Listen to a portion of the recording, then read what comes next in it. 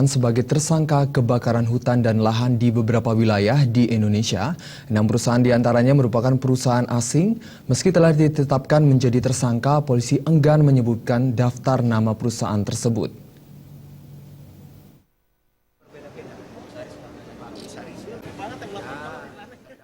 Hingga kini sudah 19 perusahaan yang ditetapkan sebagai tersangka terkait peristiwa kebakaran hutan dan lahan di beberapa wilayah di Indonesia.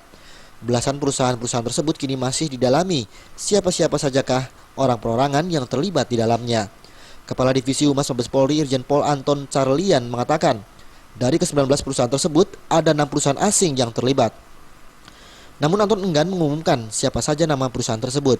Menurutnya ada peraturan Kapolri yang di dalamnya menyebutkan tidak etis untuk mengumumkan nama perusahaan yang sudah menjadi tersangka.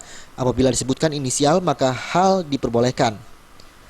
Selain itu pihak perusahaan yang ditetapkan sebagai tersangka dapat menuntut Polri jika Polri mengumumkan nama-nama perusahaan tersebut. Rencananya akan mengumumkan perusahaan pembakar hutan.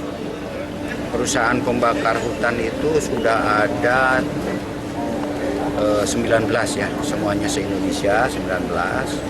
Nah, sementara di dalam perkap kami, dalam undang-undang pengecualian pabrik kan sebetulnya tidak kurang etis lah kalau mengumumkan nama. Tapi kalau hanya sekedar inisial, insya Allah mungkin besok juga akan kami umumkan. Kalau memang berkenan inisialnya saja ya, karena kami pun juga nanti mereka bisa menuntut sesuai dengan undang-undang pengecualian pabrik kepada polisi apabila diumumkan secara langsung. Karena menurut Anton tidak diperbolehkannya menyebutkan nama karena Polri memegang azas praduga tak bersalah sebelum pengadilan mengetuk palu. Dari Jakarta, Hendri Fajaryadi melaporkan.